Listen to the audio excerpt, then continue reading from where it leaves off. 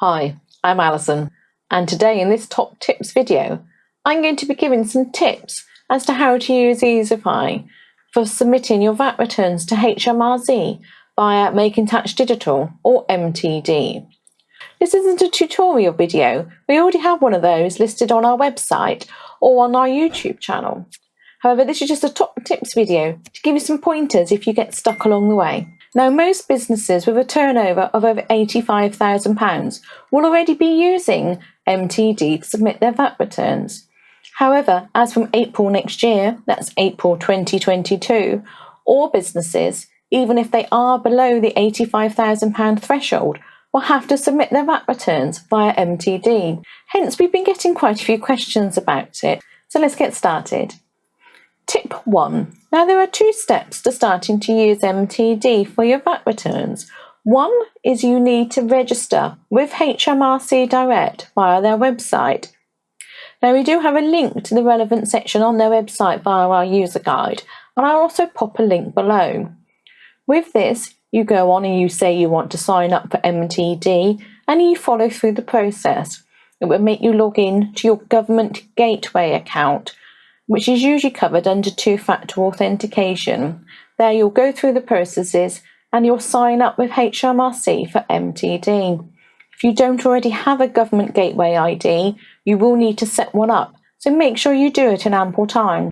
This is step 1 that a lot of people actually overlook and forget to do with HMRC Direct.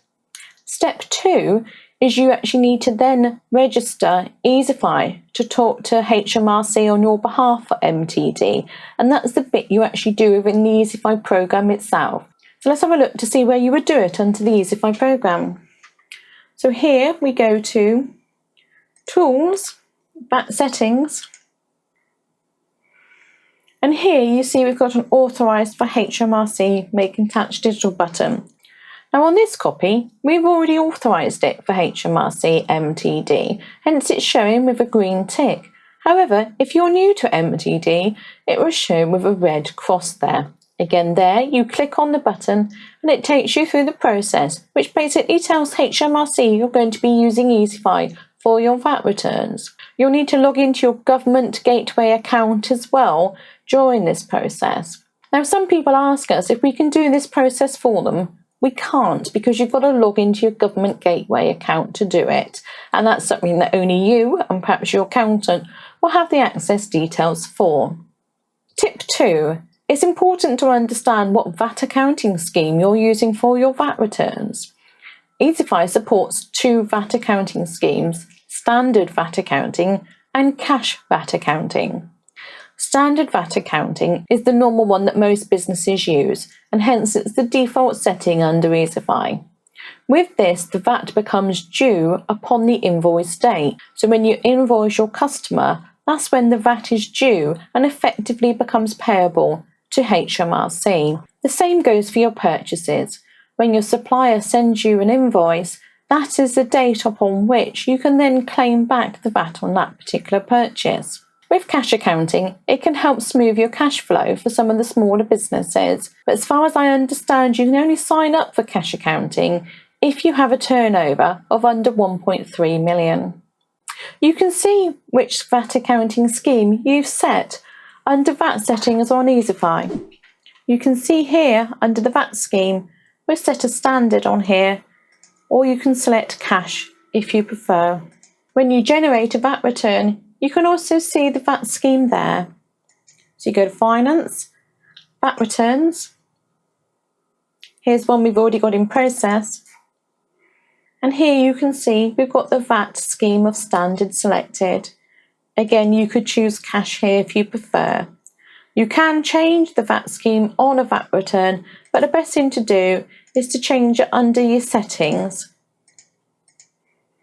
And then it's there for future VAT returns too. Tip 3. As the VAT is calculated from certain criteria that we've just mentioned previously, it's really important to make sure that you've entered the correct data into Easify so it can generate your VAT return for you and include all the relevant sales and purchases. For instance, if you're using standard VAT accounting, you'll need to make sure that there's an invoice date on all your sales and all your purchases and expenses. Or if you're using cash accounting, you'll need to make sure that there's a payment date entered on them too. If you're using the point of sale to process most of your sales, then the chances are that there is an invoice date and a payment date already entered, because that will happen automatically as part of the sale process through the point of sale. Also, if you're sending your customer invoices, you would have had to print them out an invoice with an invoice date on it. However, you'll need to make sure that you're entering an invoice date and a payment date on your purchases, because that won't happen automatically. When you raise a purchase for a supplier, make sure you're entering the correct data then.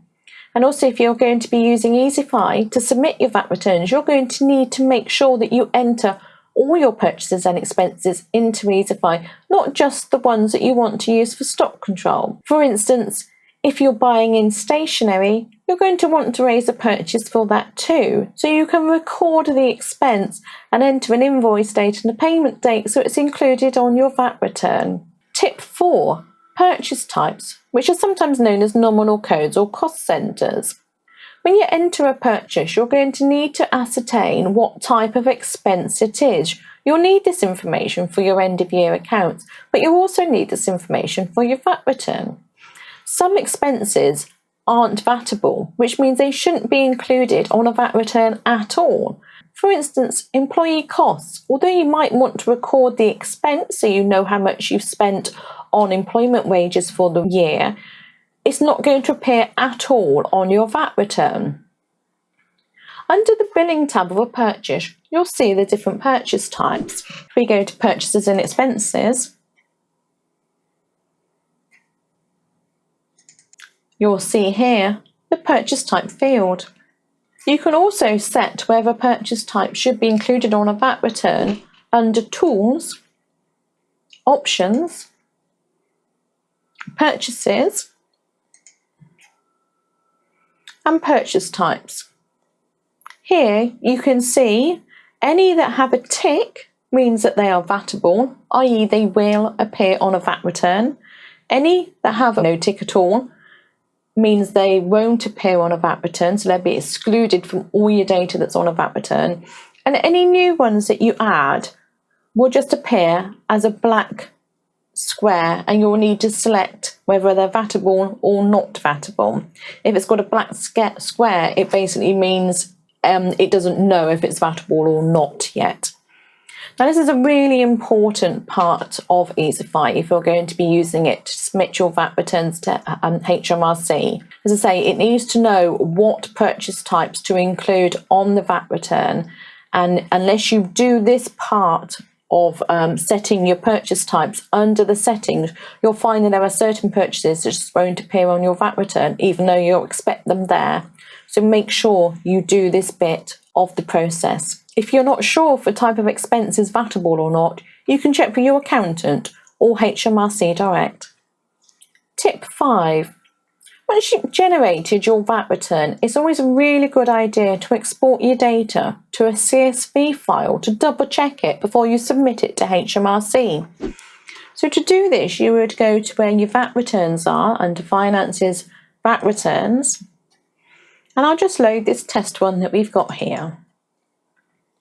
You can see here that there is a button so you can export your VAT return data to a CSV file. Now, a CSV file can be opened by Excel, and there you can format it and calculate columns if you need to. Now, when Easify exports the data to a CSV file, what it will do is it will export it showing you what information is going into which VAT box on your VAT return. So, for instance, a standard sale will go into box 1 on your VAT return and also box 6. Box 1 will record the amount of VAT on that particular sale, and box 6 will record the net amount of that sale for you. So when you look at the CSV file, you'll see that there's actually 2 transactions for each type of sale or expense. That's to show you exactly what data is going into which box on the VAT return. For instance, for purchases as well, they will go into box 4 and box 7. Box 4 records the amount of the purchase VAT, i.e. the amount of VAT you can reclaim from your purchases, and box 7 shows the net value of that purchase for you. So we always recommend exporting the data to CSV and double checking it before you submit your VAT return, because it's really important to make sure you've checked your data first before submitting. It's also important to save your CSV file, and then if you've got any questions in the future about what transactions were included on a VAT return, you've got the data to hand. Occasionally, some of our clients believe there's information missing from their VAT returns.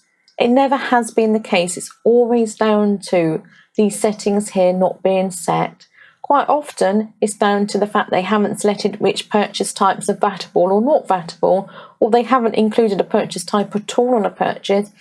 At other times, it's down to there being no invoice or pay date entered on their sales and their expenses. So it's really important that you do those two steps if you're using Easify for your VAT returns. Now, the final tip is that occasionally you'll find that you're going to generate a new VAT return by getting your VAT obligations from HMRC, and it would say it can't download your VAT obligations. Now, sometimes that will be because HMRC themselves have a problem with their website and they can't communicate to Easify. At other times, it would be that the token they've issued us with has expired. Now, when you first sign up Easify for MTD, HMRC will issue us with a token, but about once a year those tokens will expire, or sometimes HMRC might change something and they just want you to reauthorize that token. If you go to get a new VAT return and it says it can't download your VAT obligations, then just go into Tools, VAT Settings, and then re-click this button here where it says authorised for HMRC making tax digital. Even if it's already showing a green tick, just click on it again and go through the reauthorization process again. You can do this as many times as you like on a regular basis, and it doesn't matter at all, it would just refresh the token with HMRC. Well, I hope that's been useful and given you a few tips when using Easify for your first VAT return for MTD. Don't forget you can like and subscribe to our YouTube channel to be notified when we release new videos. Thanks for watching, and I'll see you next time. Bye bye.